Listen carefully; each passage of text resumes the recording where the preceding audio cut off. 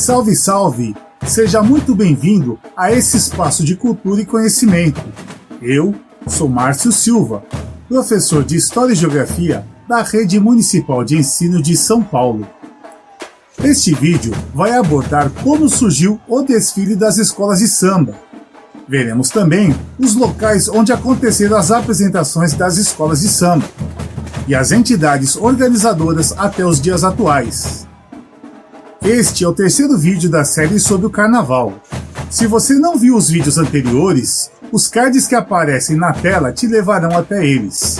Então, vamos de cultura brasileira.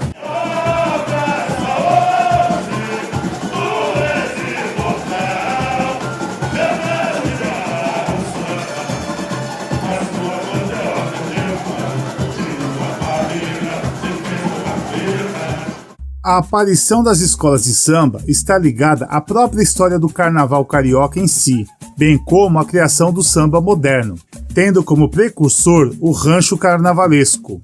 O Rei de Ouros, criado em 1893 pelo pernambucano Hilário Jovino Ferreira, foi o primeiro rancho de carnaval, responsável por apresentar novidades como o enredo, personagens como o casal de mestre-sala e porta-bandeira, e o uso de instrumentos de corda e de sopro.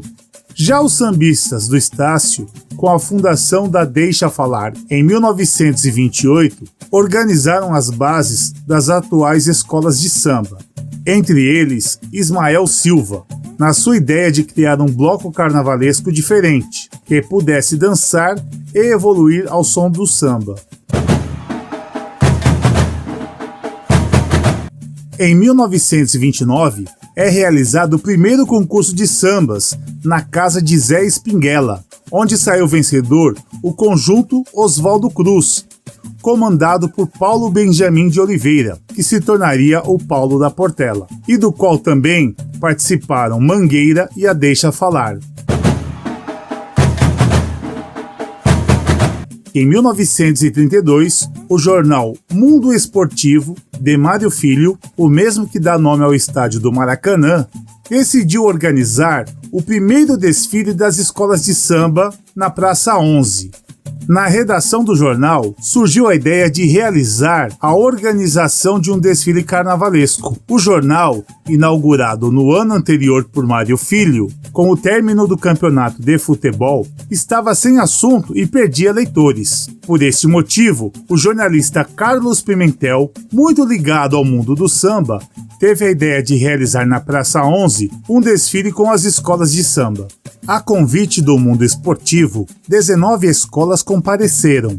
O jornal estabeleceu critérios para o julgamento das escolas participantes.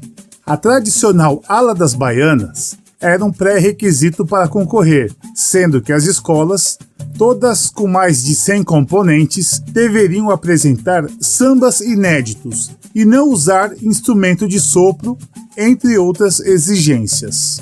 A vencedora foi a Estação Primeira de Mangueira.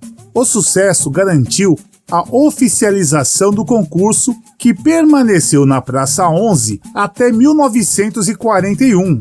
Com o tempo, as escolas aproveitaram muitos elementos trazidos pelos ranchos, tais como o enredo, o casal de mestre-sala e porta-bandeira e a comissão de frente, elementos aos quais Ismael Silva, ao idealizar a Deixa Falar, era contrário. Porém, as contribuições da Deixa Falar, que nunca chegou a desfilar como escola de samba realmente, foram fundamentais para fixar as características principais das escolas atuais. Entre elas se destacam o gênero musical, que é o samba moderno, o cortejo capaz de desfilar sambando e o conjunto de percussão, sem a utilização de instrumentos de sopro, e a ala das baianas, pois era uma homenagem à tia Ciata, considerada mãe e protetora do samba.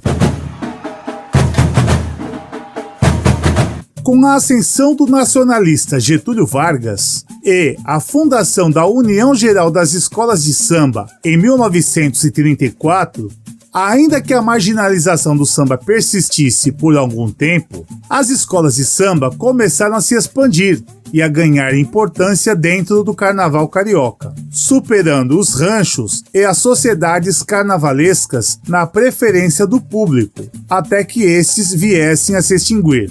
A atuação do recifense Pedro Ernesto foi decisiva para o sucesso do evento. Se tornou o primeiro político a dar apoio financeiro ao carnaval, dentro de um projeto que visava transformar o Rio de Janeiro numa potência do turismo. E, em 1935, reconheceu e oficializou os desfiles. Com a demolição da Praça 11 em 1941 para a criação da Avenida Presidente Vargas, o desfile mudou de local e, em 1945, por causa da guerra, quase não teve desfile, e este foi realizado no estádio de São Januário. A partir de 1947, o desfile passa a ser na Avenida Presidente Vargas. Com a ligação da União Geral das Escolas de Samba ao Partido Comunista Brasileiro, setores mais conservadores da política carioca estimularam a criação da Federação Brasileira das Escolas de Samba em 1947, com o objetivo de enfraquecer os comunistas. Até o Carnaval de 1946, só eram reconhecidas como escola de samba as entidades ligadas à União Geral das Escolas de Samba. Porém, naquele ano, a Prefeitura do Rio de Janeiro, nas mãos do então prefeito Mendes de Moraes, decidiu mandar verbas para as filiadas das duas entidades.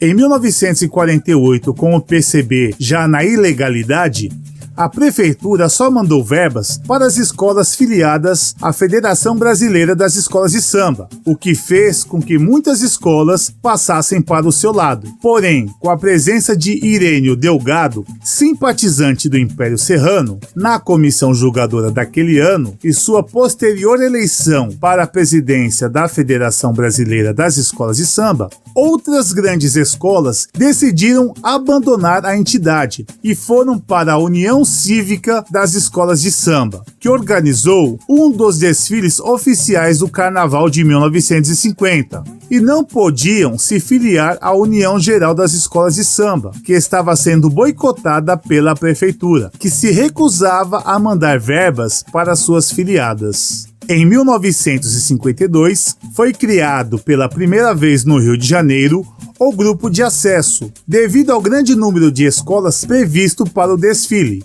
Em 1953, a partir da fusão da União Geral das Escolas de Samba com a Federação Brasileira das Escolas de Samba, surge a Associação das Escolas de Samba da cidade do Rio de Janeiro, que se tornou responsável pela organização dos desfiles. No ano de 1974, devido às obras do metrô, o desfile foi realizado na Avenida Presidente Antônio Carlos. Em 1978, ocorre a mudança para a Rua Marquês de Sapucaí.